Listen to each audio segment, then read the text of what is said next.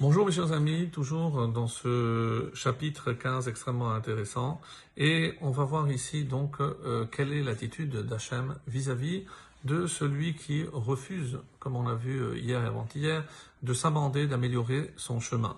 Donc qu'est-ce qu'il attend?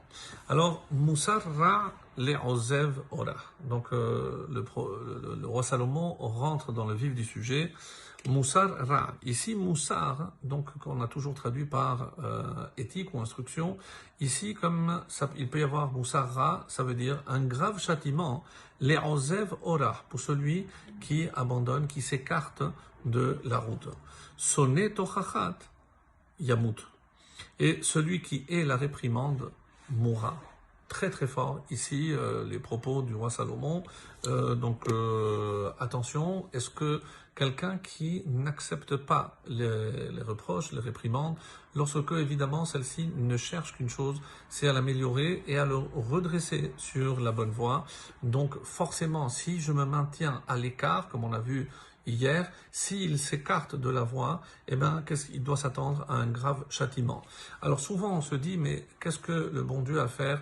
Ben, le châtiment est souvent la conséquence de nos propres actes et ce n'est pas une vengeance, qu'à Dieu ne plaise de parler ainsi, parce que Dieu punirait celui qui ne l'écoute pas. Non, ce sont les conséquences directes de nos actes. On ne peut pas s'étonner d'emprunter une voie dangereuse et qu'il nous arrive malheur, en sachant que Dieu nous avait dit, tu choisiras la vie, donc l'autre voie que tu as refusée. Alors, Rachid nous dit ici, qu'est-ce que c'est ce grave châtiment? Des fois, c'est des Issourim Kashin, ce sont des épreuves.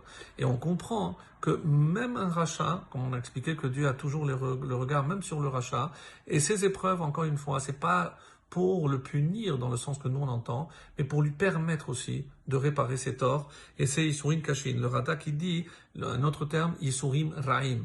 Donc il va devoir en pâtir, quoi qu'il en soit, pour qu'il puisse revenir sur la bonne voie. Le verset 11, Yud Aleph. Sheol va avadon neged Hashem. Je ne vais pas traduire. Le Sheol et le Avadon.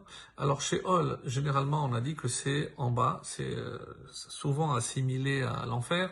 Et Avadon vient de la racine Aved, c'est quelque chose qui disparaît. Neged Hashem, donc le Sheol et le Avadon sont devant Dieu. Donc Dieu voit ce qui s'y passe. Av kilibot bene Adam, et aussi plus les cœurs, et encore plus les cœurs des Béné Adam, des fils de l'homme. Donc, celui qui est capable de voir l'invisible, on parle d'Hachem, il est aussi capable de sonder, de scruter le cœur des hommes. Donc, quand Dieu va juger, il ne va pas forcément juger uniquement par l'acte, parce que on aurait pu dire, mais c'est injuste, même un méchant qui veut apporter un cadeau, alors pourquoi Dieu le considérait comme une abomination? Eh bien tout simplement parce que Dieu sonde le cœur des personnes. Et de la même façon que pour nous, le cœur d'une personne est quelque chose d'invisible, et c'est ce qui l'explique ici le ride.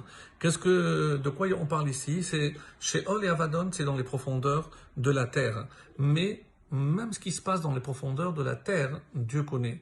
À plus forte raison, et c'est ça ici, Afki, on nous dit que c'est un Kalvachomer, à plus forte raison ce qui se passe dans le cœur de l'homme. Donc Dieu, on peut tromper les hommes, on peut se tromper soi-même, mais on ne peut pas tromper Hachem, parce que Dieu sait lire le cœur de l'homme. Mais Tudot David dit, à quoi correspondent ces deux notions de Sheol et Avadon? C'est le Kever et le Gehinam. Le Kever, la sépulture, et Gehinam, ce qu'on va traduire par manque de mots plus précis, l'enfer. Et ces deux domaines sont invisibles. On ne sait pas ce qui se passe sous terre et on ne sait pas ce qui se passe dans l'enfer. Mais Hachem qui sait et voir, ben, lui aussi, il sait voir ce qu'il y a à l'intérieur des cœurs de l'homme. Yud Bet, le 12. Lo yehav letz hocheachlo. Letz, on a déjà vu ce mot, le mot cœur n'aime pas hocheachlo qu'on le réprimande. Donc, toujours la même notion. Il veut rester dans sa sottise, il veut rester dans sa méchanceté. El chachamim lo yelech.